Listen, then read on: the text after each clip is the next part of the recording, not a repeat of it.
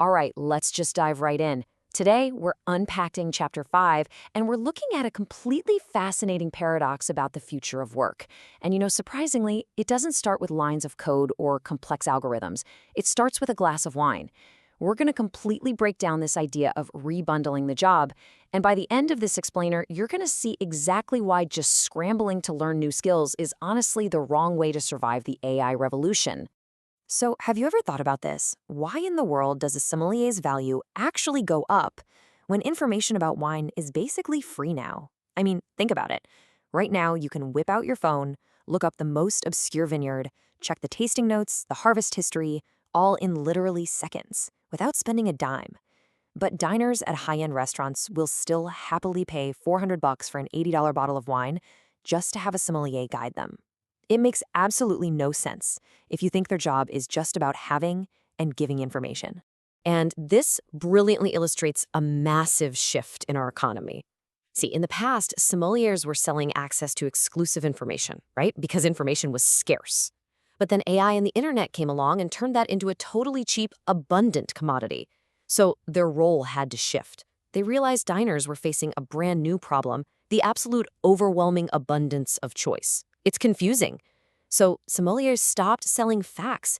Instead, they stepped up to offer curation, confidence, and honestly, a bit of emotional assurance when you're staring at a massive, intimidating wine list. And the key to this whole shift comes down to one single word: constraints. A constraint is just a bottleneck, a choke point in a system that limits how well it performs. The big paradigm shift here is realizing that jobs, they don't just exist to perform isolated tasks. Not at all. Jobs actually exist to solve these underlying constraints within a system. When a technology like AI rolls in and completely wipes out an old constraint, the job doesn't just die. It has to shift to solve the new one. Okay, so there are three main types of system constraints we need to talk about. First, there's scarcity, like a lack of resources or knowledge. Second is risk. That deals with uncertainty, clinical judgment, and accountability. And third is coordination.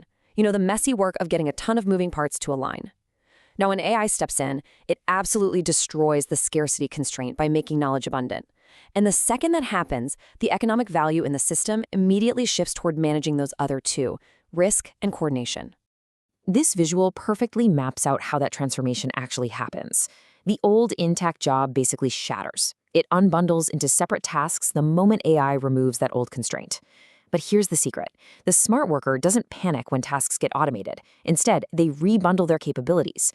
They reorganize themselves around the brand new constraint so they can capture the economic value in this new era. Which brings us to a massive mindset shift. Stop chasing skills. Seriously, just chasing random technical tasks that AI can't do yet is a race you will not win. To stay relevant, you have to look at your system. Identify exactly what AI just broke or commoditized, and then proactively rearrange your role to fill that newly created gap. Now, you might be thinking, okay, sure, this makes total sense for hospitality or pouring wine, but does it really apply to super complex technical work like radiology? Well, let's rewind to 2016. There were all these high-profile predictions saying AI was going to completely replace radiologists because algorithms are just so incredibly good at reading medical images. Let's see how this exact same rebundling played out on the front lines of medicine. The medical transformation here is just wild. The old-school radiologists used to focus heavily on the task of spotting anomalies in reading visual patterns on a scan. And guess what? AI is way faster and often more accurate at finding those tumors now. So why didn't the radiologists vanish? Because they became the rebundled radiologist. They shifted their entire focus to clinical judgment and managing incredibly complex context. They are managing the risk of what a shadow on a scan actually means for a specific, living patient with a unique medical history and a life on the line. In practice, radiologists today are spending way more of their time coordinating on tumor boards, bringing that vital clinical judgment to discussions with other specialists. They're managing the nuanced risk and context that an AI literally cannot comprehend. So they shifted their value from the isolated task of reading a picture into becoming a vital human countermechanism. They're the ones holding the accountability when dealing with uncertain, life-altering outcomes. And that brings us to a really crucial question for all of us.